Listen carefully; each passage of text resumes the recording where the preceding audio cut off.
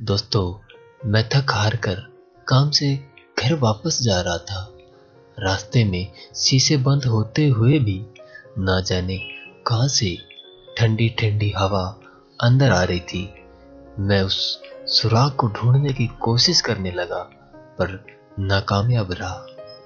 कड़ाके की ठंड में आधे घंटे की ड्राइविंग के बाद मैं घर पहुंचा। रात के 12 बज चुके थे। मैं घर के बाहर कार से आवाज देने लगा। बहुत देर तक हॉर्न भी बजाया। शायद सभी सो चुके थे। 10 मिनट के बाद खुद ही उतरकर गेट खोला। सर्द रात के सन्नाटे में मेरे जूतों की आवाज साफ सुनी जा सकती थी। कार अंदर करके जब मैं दोबारा गेट बंद करने लगा, तभी मैंने देखा एक 8-10 साल का बच्चा अपने कुत्ते के साथ मेरे घर के सामने फुटपाथ पर सो रहा है। वह एक अधफटी चादर ओढ़े हुए था। उसको देखकर मैंने उसकी ठंड महसूस करने की कोशिश की तो एकदम सुन्न रह गया। दोस्तों, मैंने एक महंगी जैकेट पहनी हुई थी, फिर भी मैं ठंड को कोस रहा था।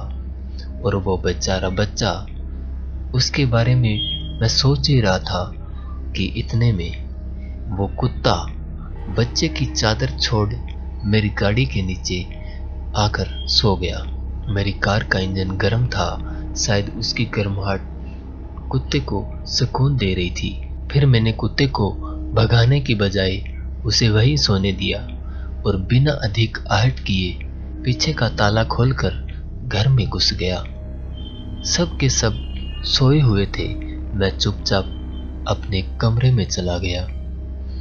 जैसे ही मैंने सोने के लिए रजाई उठाई, उस लड़के का ख्याल मेरे मन में आने लगा। सोचा, मैं कितना स्वार्थी हूं। मेरे पास विकल्प के तौर पर कंबल, चादर, रजाई सब थे, पर उस बच्चे के पास एक अधफटी चादर भर थी।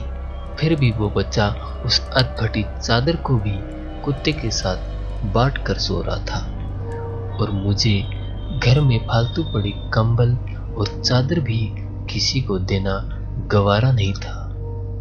यही सोचते सोचते ना जाने कब मेरी आंख लग गई। अगले दिन सुबह उठा तो देखा घर के बाहर काफी भीड़ लगी हुई थी।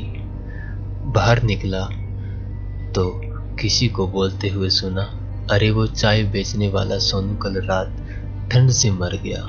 मेरी पलकें कांपी और एक आंसू की बूंद मेरी आंख से छलक गई। उस बच्चे की मौत से किसी को कोई फर्क नहीं पड़ा।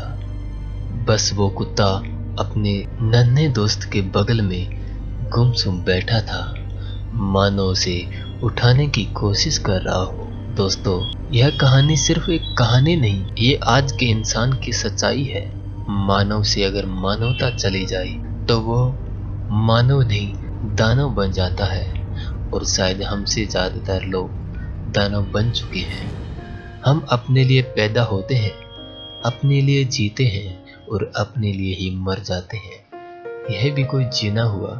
तो दोस्तों, आज की कहानी आपको कैसी लगी कमेंट करके हमें जरूर बताइए। ऐसी ही इंटरेस्टिंग कहानियों के लिए हमारे चैनल को सब्सक्राइब जरूर कर लीजिएगा, ताकि आने वाली नई वीडियो आपको तुरंत मिल सके। जय हिंद।